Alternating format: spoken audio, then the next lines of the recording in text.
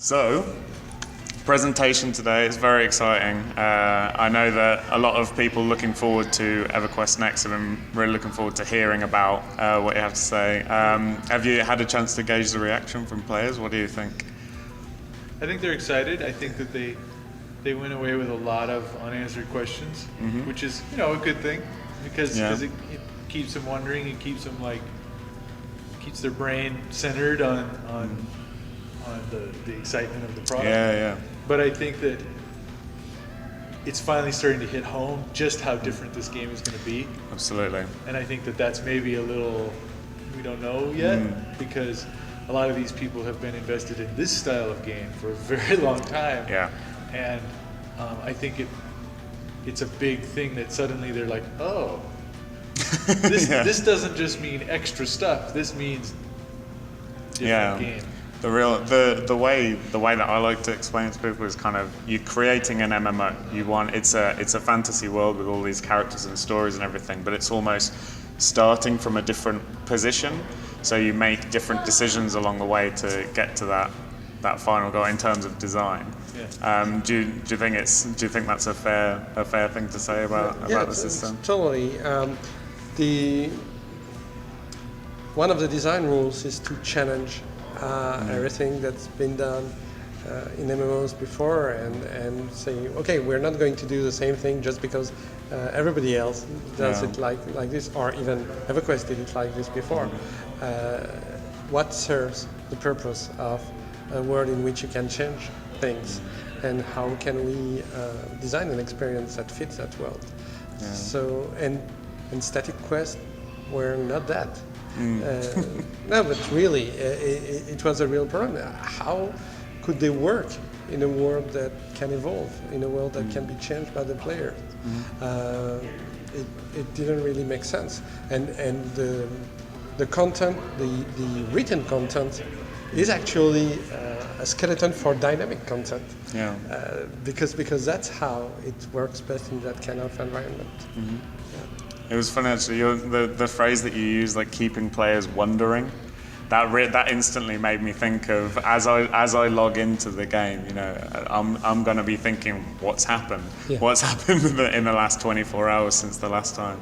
And I suppose for me personally, I think the Rose Songbook is a really kind of elegant way of solving the sandbox problem of wondering what to do. Was that part of your design from Storybricks? No, or is that... it came from when we joined the team. It was already a concept that they had in mind, and we just saw it. I think that book actually existed in the BQ lore.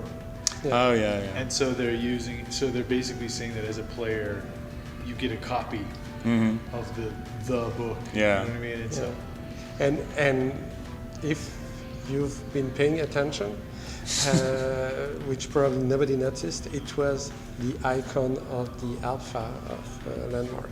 Oh yeah, the jewel. I did notice that.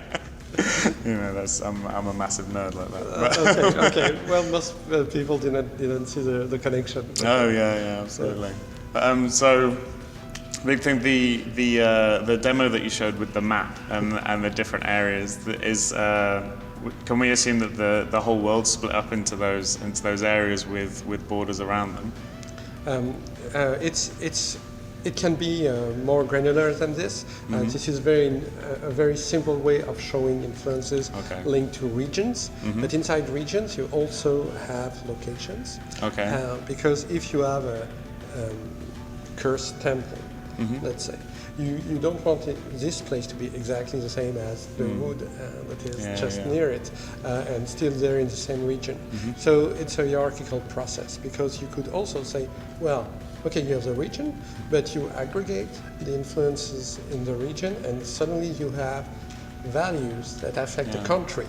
And then you can aggregate this, and you have values that affect the continent. And you can aggregate that, and well, you see where I'm going. Because, for instance, there is sense that makes sense at the local level, like the cursed temple. But if it's awakened, if the evil god that lies there is awakened, suddenly there is influence that spreads to various regions. And if it becomes a religion, it's an influence that spreads to the whole continent. So it's almost like overlapping spheres of influence with greater or lesser power or intensity and range and everything. But they all use the same system. Basically just the resolution of those regions was simply chosen because of the resolution of the demo itself, or at the editing that we did of the data at that level. If we wanted to look at it more of a smaller resolution, you would get a similar map, except each region, if you will, would be much smaller size. Yeah. You know, like it could be one claim in landmark. You know, whereas what we were looking at was probably more like 30 claims in landmark. I know the reason I brought it up, I want to address it in this interview, is another thing about the game being so different. I've noticed that a lot of players, they seem to have a difficult time accepting that it is their actions that are driving what's happening. They seem, even a couple of questions even after the panel were about, if I do this, what does the game do? And it's about flipping one way or the other, or a bar filling up or not. So I suppose what I'd like to know is how granular can the system get, and how big can the same thing? So I think the concerns, and because I got a few similar questions to exactly what you're alluding to, were about, am I going to miss content? Yeah. Because if the influence changes here, suddenly it's not the same content. Yeah. But the system doesn't work like that. There is always content. Yeah. It's just a different kind of content. Yeah. If the kobolds have taken over, well, suddenly you have to deal with the kobolds. Yeah. But if the elves have taken over, well, you can satisfy the needs of the elves. And by the way, it doesn't mean that the kobolds are gone. It just means that the dominant influence in the regions is the one of the elves. So maybe they will ask you to deal with the remaining kobolds that are still there. So you're not missing content because there's no scripted content. You're participating in a dynamic experience in a changing world. I think that that's going to be the hardest part of the transition between the old style MMO and this style MMO, is that an appreciable fraction of the population of any MMO is what I would call, and what we've internally called, completionists. Yeah. They want to make sure they've seen and done everything, and that is no longer really possible. It's like saying, I want to see and do every single combination of chess, or I want to see and do every single combination of Tetris. You know what I mean? Like nobody is a completionist in Tetris. You know what I mean? Like it's just, that doesn't make any sense, right? And likewise, it doesn't make any sense to be a completionist on a procedurally generated MMO, because that's what you're chasing. Yeah. And that concept doesn't really exist anymore in a system like this. Like, there will always be too much to do. You will never be able to finish all of it. And by the time you log in next, there will be different stuff. You know what I mean? Like, some of those things will have ended. And you could still deliver food to whoever it is, and they'll still love you for it. It just won't forward that particular story because they're already on to the next thing. Yeah. And I suppose it's up to the players to decide what content they want to see, almost, because it's them that are driving what happens in the world. There is a loop that we haven't really talked about during the presentation because we had to condense thing, which is your relationship. We talked a little bit about your relationship with the factions, which is you not the factions, with the NPC groups or organizations. The more you do for some organizations, the more they will ask of you, because the more they can rely on you. Yeah. Which means that you can choose the kind of content you want to be exposed to. Yeah.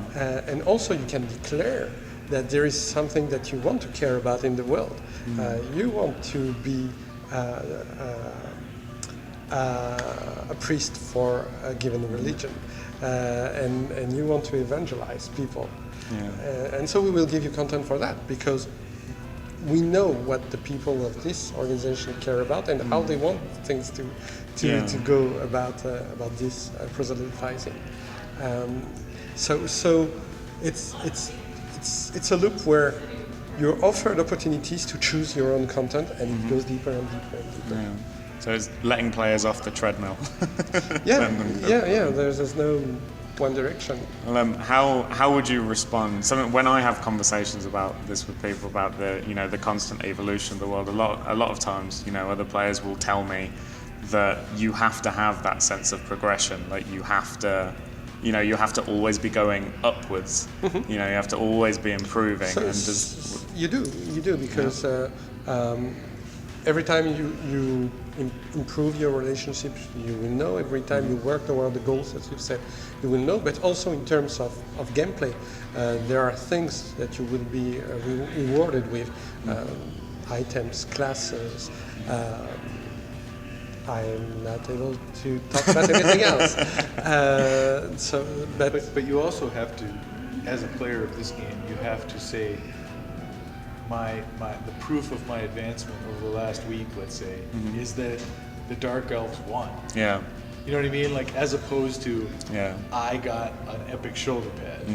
It's more like we staved off the Dryads or whatever. You know what I mean? Like that has to become That's your story. Something. Yeah, it's like instead of the game telling you that you're the hero, you go out and be the hero. Yeah. Having that influence on the world. In effect, yes, the personal advancement is part of it.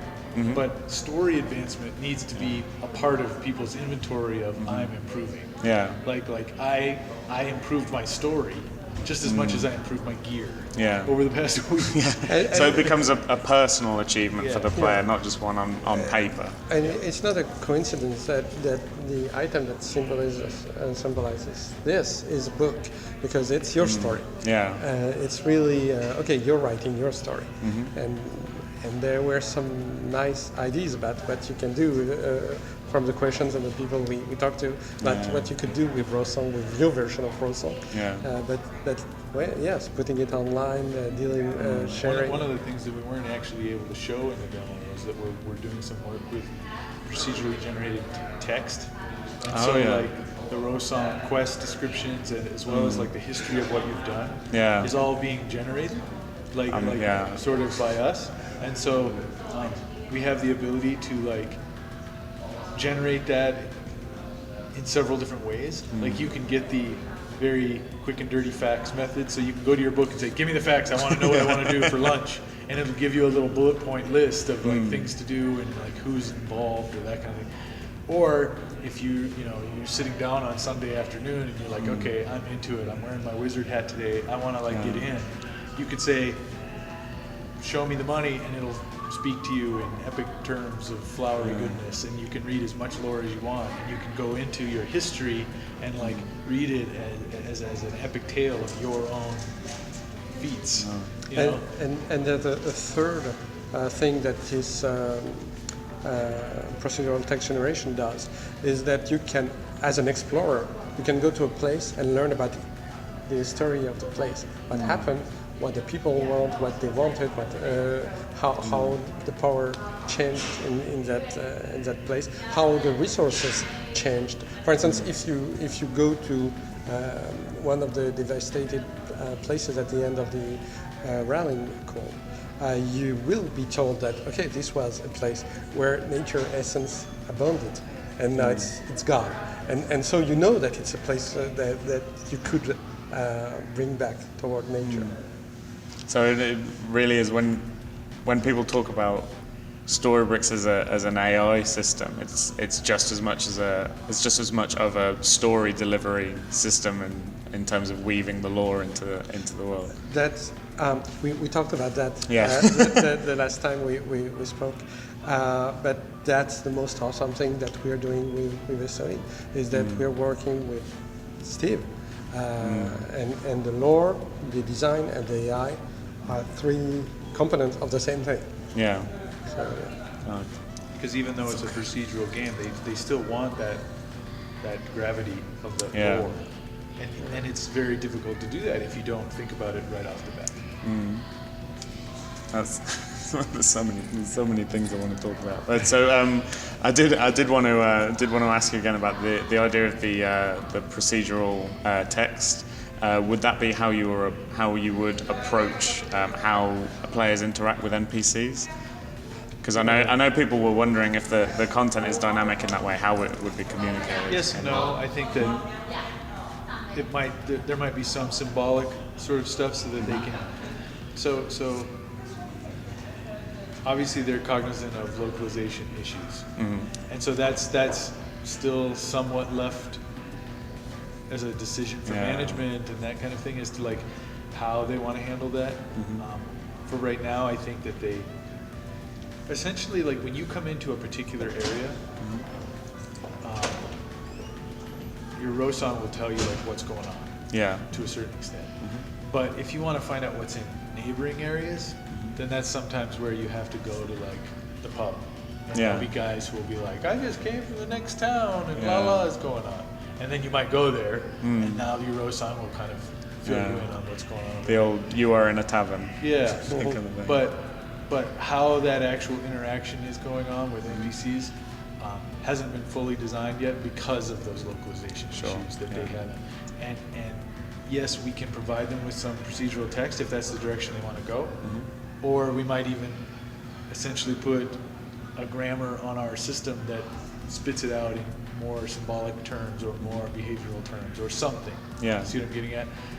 It will be part of our system. However, I don't know what form as of yet. What we do know is that the first step is not this.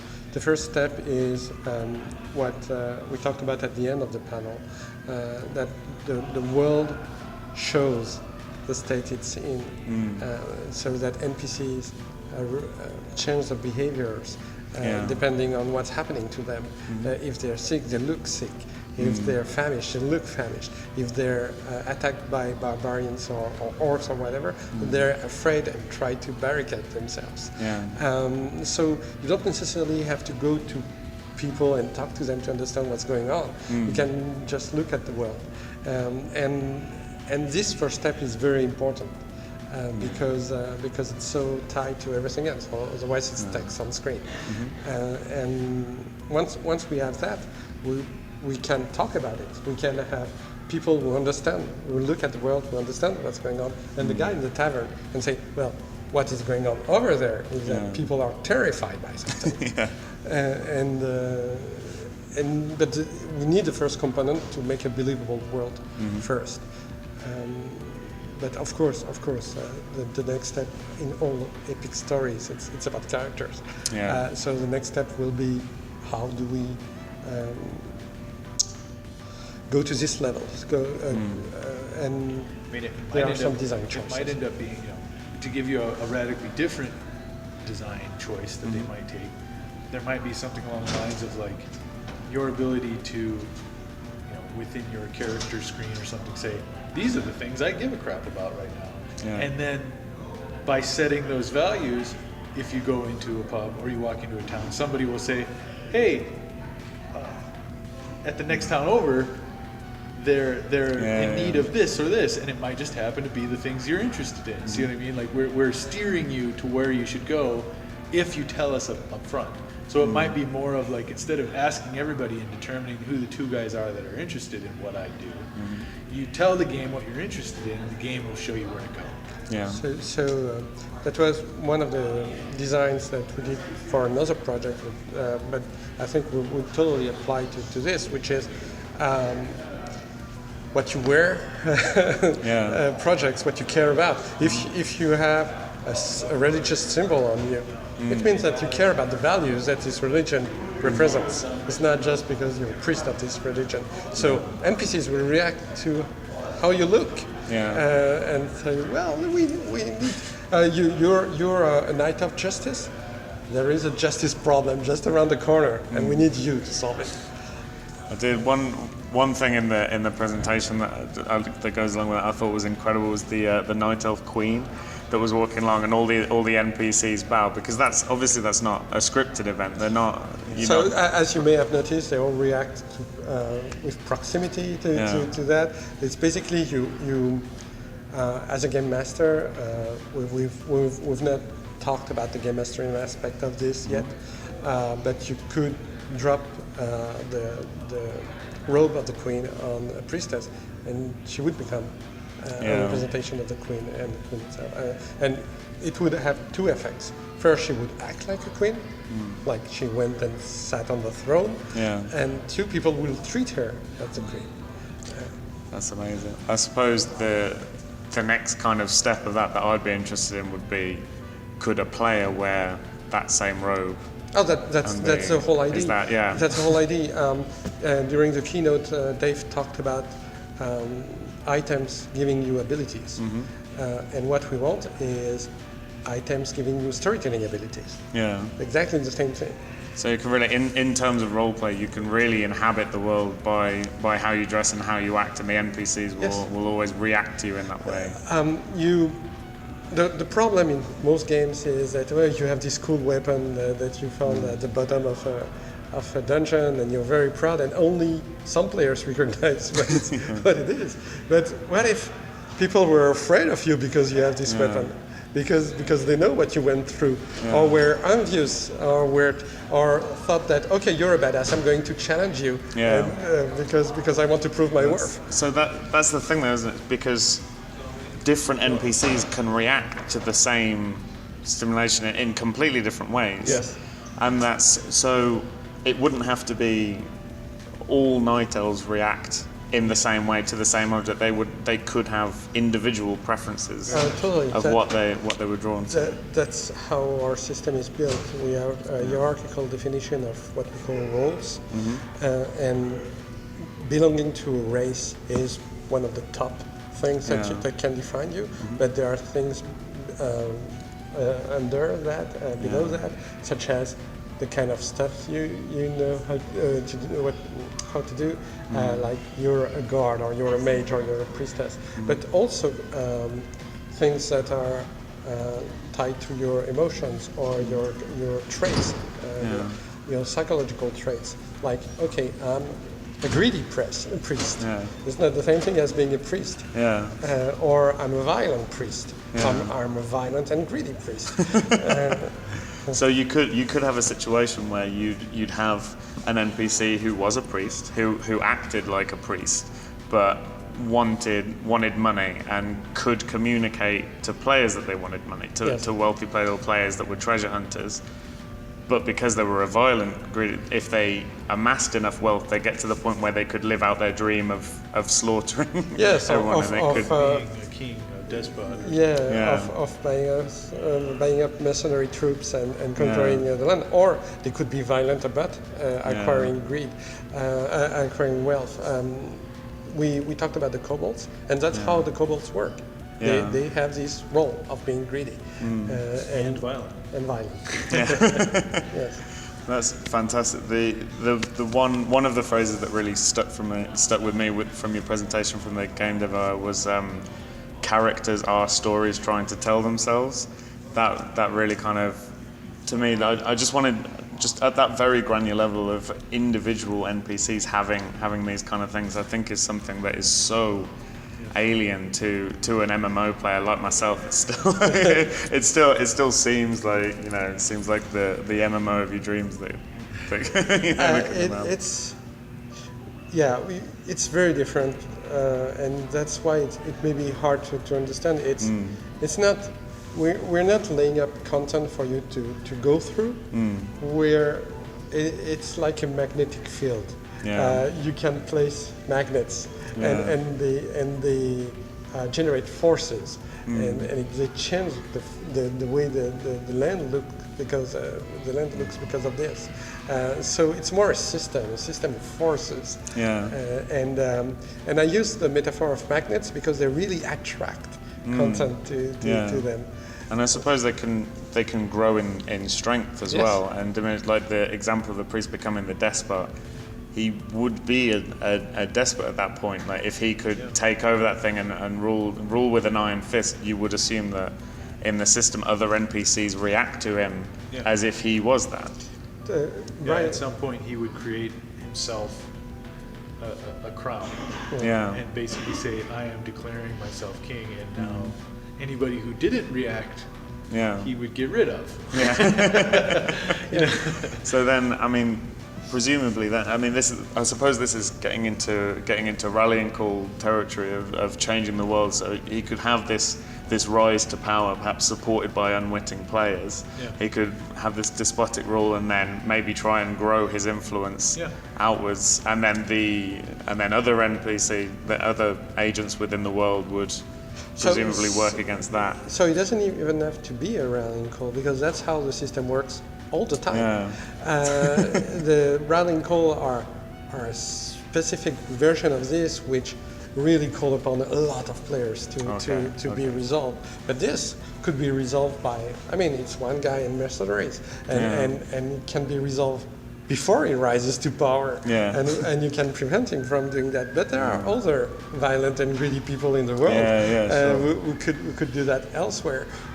So that's the whole idea of this system, is that, well, you quoted me, so that there are stories everywhere that try to instantiate themselves into the world, and you're just here to help them along or prevent them. Yeah.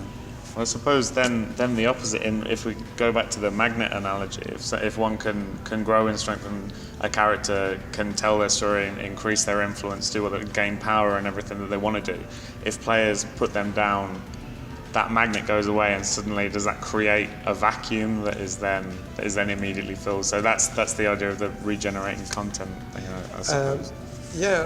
So resources are at the heart of this system, and we've only shown a few of them, but there are resources that are not necessarily tied to stuff that you find in the world, like gems or stuff like that. It could be about security, honor, justice, or chaos. And if there is a vacuum, there is a vacuum of some resources that can generate content, because these resources are lacking. Like, if there is no stability in the regions, well, monsters like that a lot. Yeah. It's so good. Right. Okay. So, there's so much. Right. So, the power's gone. The kind of vacuums there, instability in the region. I suppose my thought is, if these individual NPCs have their own kind of wants and desires, could an individual NPC decide that they didn't want to live in one city anymore, but they wanted to go strike out on their own somewhere else? So we may not simulate at this level, because it would be insane to simulate every NPC. But what we simulate is how content an organization is, and as Darren mentioned, an organization can be as small as one person. But and that being said, there could be very important key NPCs that are singular, that could decide to up and move to another place. It's just that it would be very, very CPU intensive for Sony to be modeling every single NPC in this fashion. But we can have a SimCity approach to this, which is, your level of happiness is not high enough for you to grow. This is, so one of the criteria for the growth of the Dark Elf settlement was stability and strength. Might is what we call this resource. And they satisfied it. But if they hadn't, they wouldn't have been able to grow, and maybe they would have moved elsewhere. Yeah. So one of the things we can have essentially is, in the background, one of our more abstract actors can be like saying, okay, this city as a whole is pretty unhappy, and so 10% of their people are going to go somewhere else. And we can randomly select who the 10% is, or we can say they're from the poor quarter or whatever, however heuristic we use. But then when you're in the poor quarter, 10% of the people that are supposed to be around in there are not there anymore. So it is as if they did move. It's just that they didn't physically, like if you watched, you know what I mean? Like they didn't physically get up and put their stuff in a U-Haul and drive over. Sure. Well, that makes sense. I suppose in terms of organisations, then if they can have these wants and needs, obviously those wants and needs will conflict with other organisations, and does that mean that organizations can change their relationships with each other depending on what conflicts they might end up in? They can, but the problem with that is that it's something that the players might not be aware of. Okay. So we want to first concentrate on the content that the players can see and understand and come to learn. And so, the Dark Elves and the Dryads have conflicting goals and they hate one another, and even if they progress at different speeds in different regions, you can find these constants. It doesn't mean that it can't change, because the relationships between organizations work exactly the same way as the relationship between PCs and organizations. So they can evolve. It's just that when they evolve, it should be something that is seen by the players, not something that is in the background. So, for instance, random calls would be a great place to have them evolve. So, I mean, so different organizations can obviously be in contention with each other, and players can align themselves and gain in standing with those. So is it fair to say that a player in the world, by their actions would determine perhaps who their enemies would be, who their friends would be? Absolutely. Yeah, totally. So I mean, we know there's not going to be a red versus blue kind of faction divide, but there will be a sort of web of NPC organizations that players can ally with, and then. The thing is that this is a very dynamic.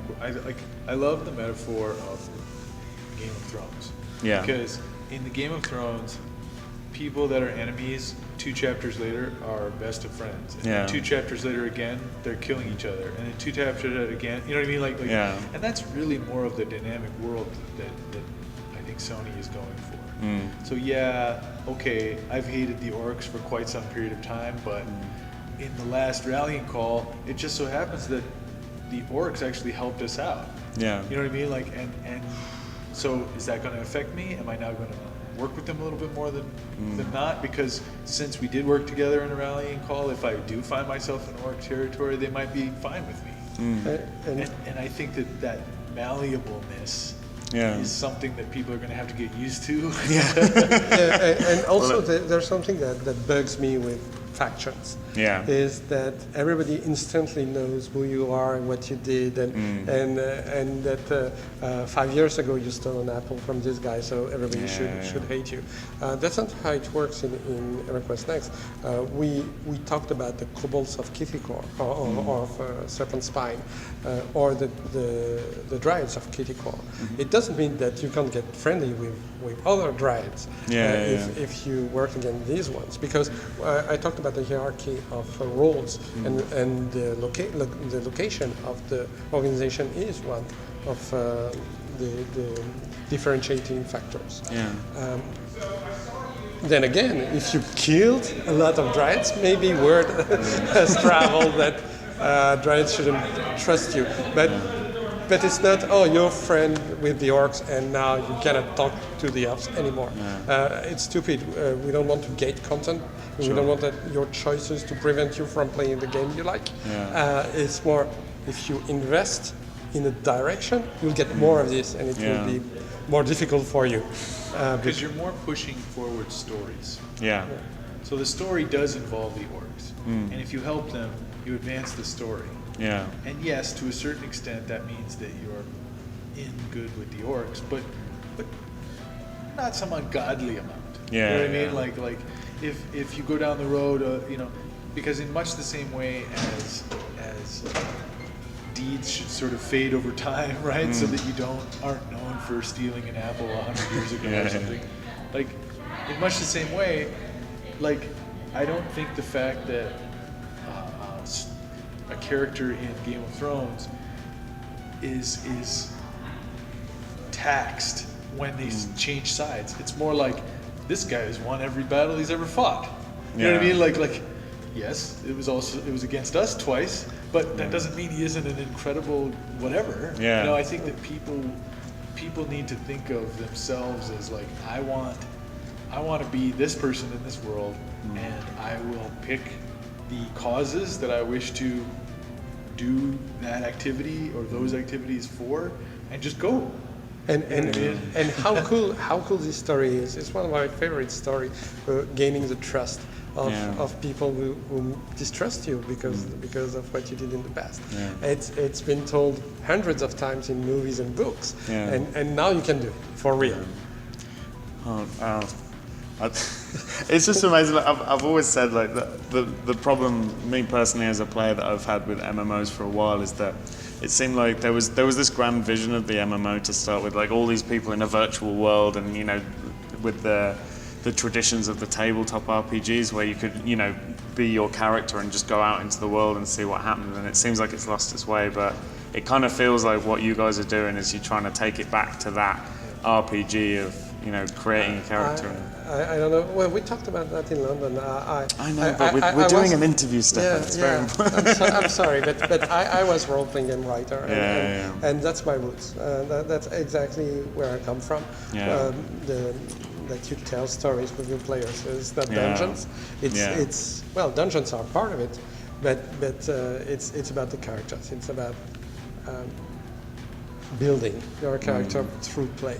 And yes, the vision, because of technical limitations, because of complacency, because of people liking a certain path that was easier, MMOs have become known as this treadmill. They don't have to be.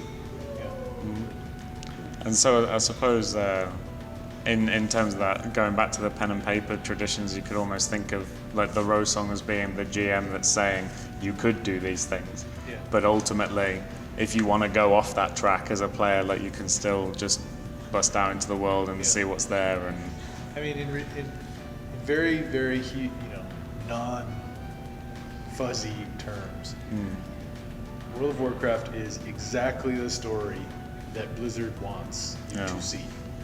Essentially in the order that they want you to see it. I mean, there's a little bit of leeway in which quest you do in which order, but the story is given to you in metered chunks, and it's the exact same story that the person behind you got, and it's the exact same story that the person ahead of you got. And that's why they call it a theme park. MMO. And it's Blizzard's story. And every Dungeons and Dragons campaign I ever led or played in, the DM would have a story in mind, but it very, very much changed the instant you added players and they started going. Because he would have a series of scenarios and a series of locations, and invariably we would get over there, we would spend 2 years of adventuring before we ever even got to the very first cave, because we spent the whole time investigating some silly thing in town that he didn't think about. And when we started doing it, you start making stuff up and you start going in that direction. And there's a very famous quote from, believe it or not, Mike Tyson, and he says, "You never know. You can have really." I forget the exact quote, but it's essentially, you can have a great plan, but you never know how you're going to react the instant you get hit in the face. Like you can have all the planning in the world and all the training in the world, and it doesn't matter when once shit goes down. You know what I mean? Once that stuff actually happens. And WoW doesn't allow for that. Most MMOs don't allow for that. It doesn't matter what you do or say or whatever, they're still going to tell you that that's their story. And in this game, yes, they have a notion of the story and they have the walls sort of laid out, but to a certain extent, it's your story. And if you want to make your story about helping farmers for the next 10 years, then you will travel around and find farmers that need help, and there you have it. That's your MMO. You're the farmer's hero. You are the farmer's hero. You are the Johnny Appleseed of farmers. Whereas if you want to trudge into the biggest towns and try to make as much damage as you can in large scale sort of epic craziness, then that's what you have to do.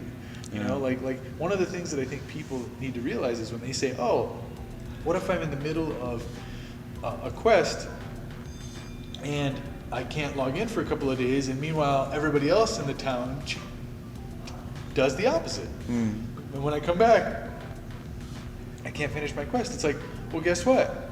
If you're in the middle of downtown San Diego and you start building something on a street corner, they're going to stop you.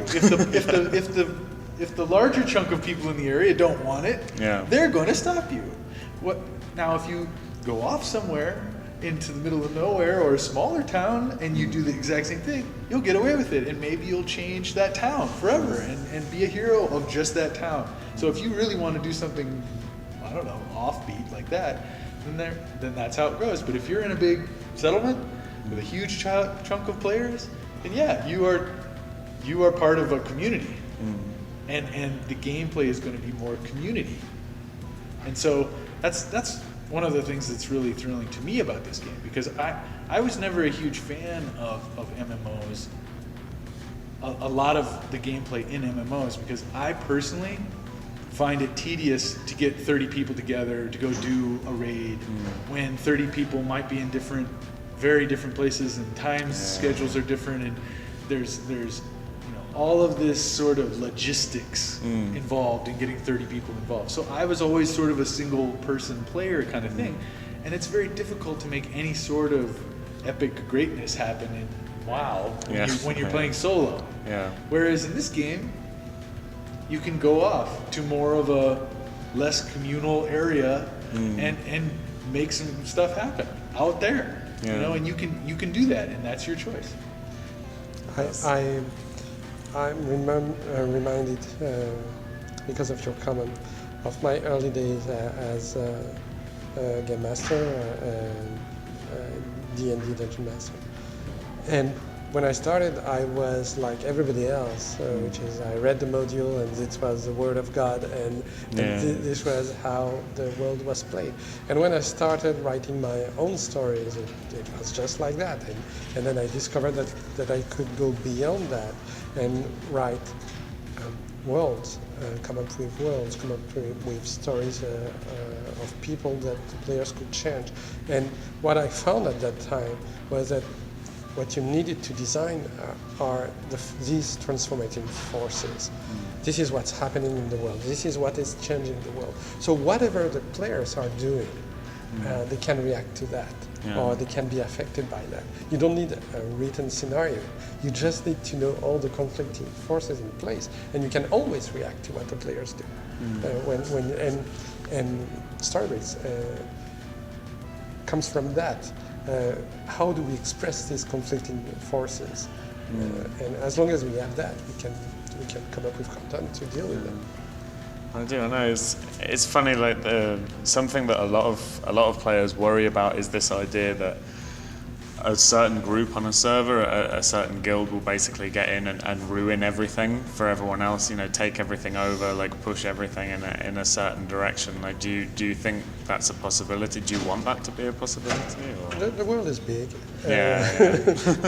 I don't think a small percentage of players can ruin the fun for everyone, because the world is big, and the forces I'm talking about can be big too.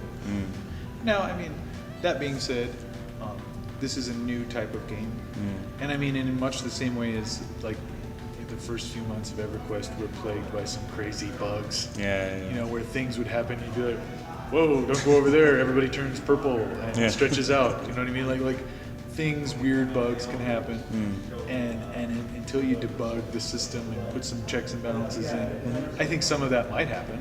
I think that in the early days of EverQuest Next, there is going to be some hilarious scenarios.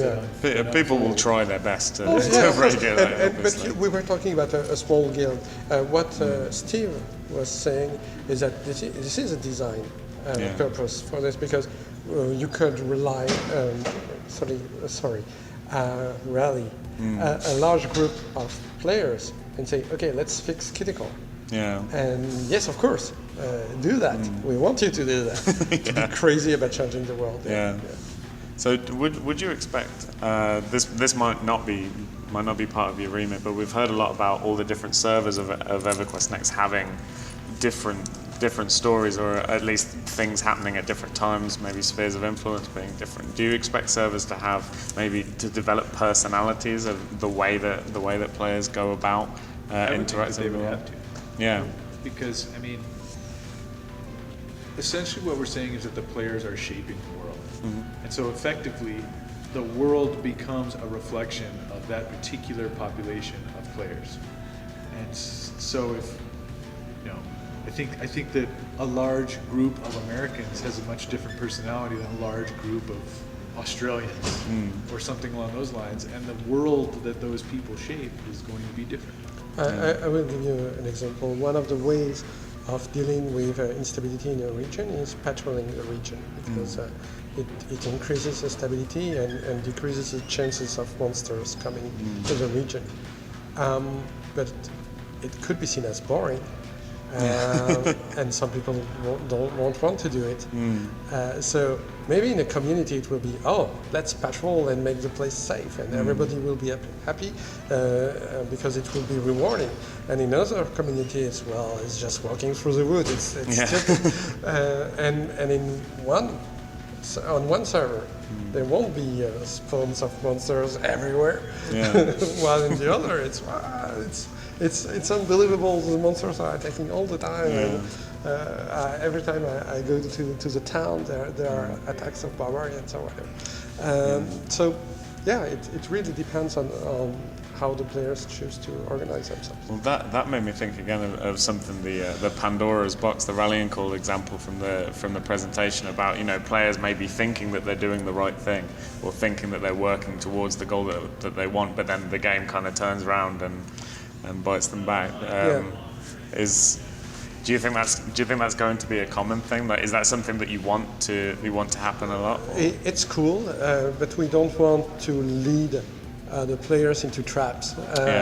It's just we can warn them that nature essence is important. And the dryads are telling them, don't kill us because we're doing an important job. And we don't want to betray the players or trick them. It's a choice, and choices are only choices when they're informed. So we will tell you, well, nature essence in Kithikor, pretty important. It is a forest. Yes. It's a forest god.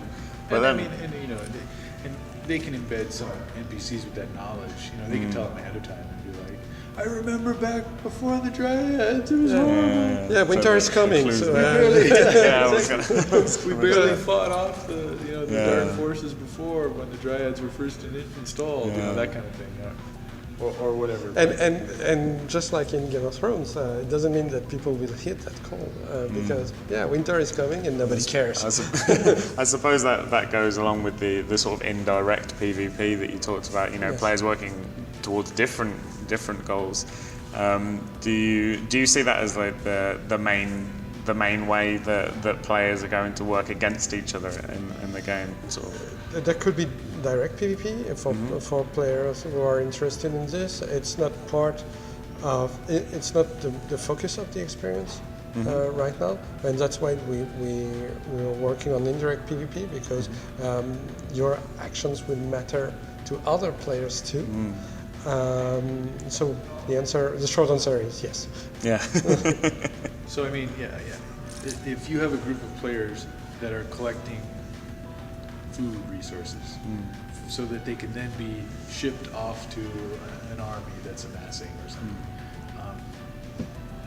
One method that you could try and thwart that effort is to kill those people, right? Sure. The second way you can thwart it is that you could burn that storehouses of food. You know what I mean? Like that's effectively this, because you're trying to stop that army from getting their resources. You know what I mean? So like there are several different places along that system that you can cause things to break down if you want to stop that system. It doesn't have to be PvP. All the way till you could poison it and let them deliver it to the army. You know what I mean? Like tee-hee-hee. Or take it for your own army. Exactly. There's so many different places in there that very interesting, dramatic story chunks can take place. That all give you the exact same result, which is we've thwarted this faction from furthering their story. That's so cool. So I guess I'm interested from that and the idea of moving things around the world, like how much you would consider everything to be a web of influence. Like if something happens in a particular region, like will it send ripples out across the whole world? Will it have a chain effect? So that's a conversation we've had with Brian and with the designers a few times, is how fast information travels. That's also my concern with the way factions are designed right now, is that it's instantaneous. Oh, okay. So we don't want that in games right now. in games, in other games. Yeah. So we don't want that. Right. But we still haven't designed the system to deal with that. It would be ideal if we modeled how reputation and how news travel.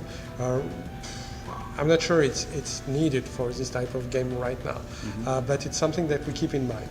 If it becomes something that is useful to the storytelling, it's definitely something that we want to investigate. Yeah. I'm still trying to wrap my head around everything, because it's funny how just saying the game is going to be different has become such a cliche in MMO development that I think players are almost a little bit numb to it now.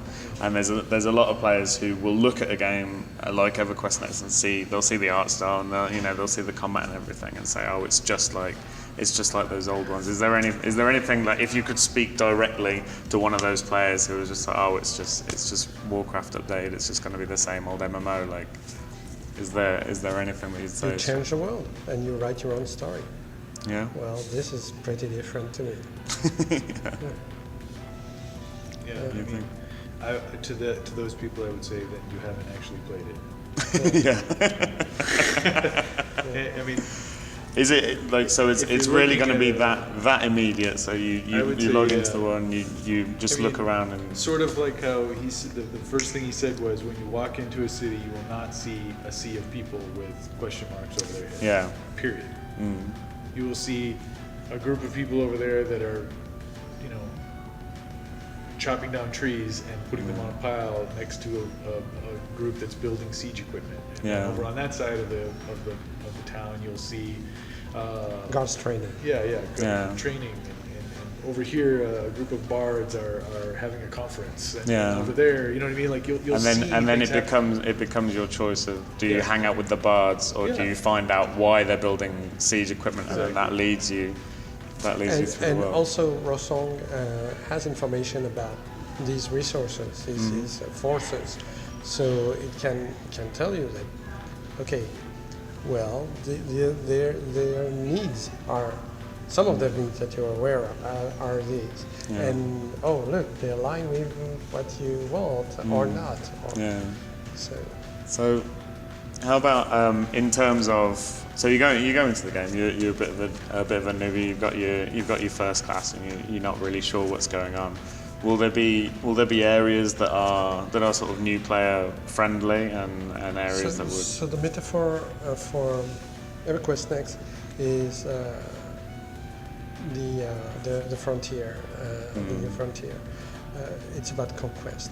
So if you start in Keynotes, it's very different from going into the wilderness where civilization has not taken hold yet. So yes, the starting areas will feel very different from the rest of the world because they have structure, because they have order, because they have values that don't exist and resources that don't exist outside in those forms, and that you want to bring there. Yeah. So then it's up to the player how far they want to go away from that civilization. Exactly. Yes. That's been one of my big things. That being said, one of the great things about having these abstract resources is that if I walk into a town and the elves need to defend themselves against the orcs in this town. If I walk into this town as a very low-level player, basically the elves need a couple of resources. They need might, and they need, you know what I'm saying? Some kind of holy thing. Something's holy power, right? Well, the way that you can manifest helping give them those things as a level 5 player is different from the way that you can manifest giving those resources to them as a level 100 player. Yeah. Maybe because we you're might still doing the same thing. You're still At giving, different levels. pushing them, pushing forward their amount of might or of holiness, but it's the actual activities that you can accomplish at that level is given to you in such a way that you know what I mean. Like the examples of things you can do by your Rosan are different if you're a 5th level guy versus a 100 level. Yeah. I don't know that they're going to have levels. No, I don't think it's they- level. I think it's very it's very it's- horizontal. It's tiers, but it also related to your involvement with the elves. So if you're somebody they trust and you're powerful, they will say, well, go and fight the bad guy in his castle because that's what we need. Well, if I suppose if you have the influence, if you've been playing for longer and you've got more relationships and stuff, then probably. So that's the point about the influence. It's an investment. The more people trust you, the more they will ask of you. So you can't be friends or allies with everybody because at some point you will not be reliable to them because you will have to make choices. And it's just like real life. You cannot be good at everything at the same time. So if you're the best friend to the elves, they will rely on you a lot and will ask hard things of you because that's who you are. I mean that is one of the things that's so amazing about this particular engine is that the game could have a particular chunk of story that it wants to forward. Let's say, maybe it's a chunk that the designers have decided they would really like to push because it's pre-rallying call or something along those lines.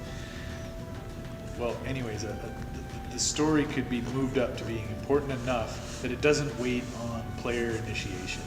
Effectively, the NPCs take over some of the roles in this particular chunk of story, and then they could find the perfect person out there and come to him and go, hey, Ted and I are going to go kill such and such orc in the next town over because it will dramatically undercut their ability to invade.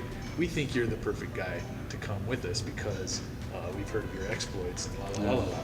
And so would you like to come? And so as a player, instead of going out and finding a quest has come and found you because you're the perfect guy. And they're not running up to every player there. They're saying, you're the guy, you're the guy. And that's also the idea behind Rosong is that it's a centralized way of holding information. There is this guy out there and he needs you. It's like a globalized email system. It's so amazing. Right, okay, so... I actually have to go. Oh, God. I could talk about this all day. Thank you so much for taking the time. Well, thanks for the very insightful questions, as always. And I know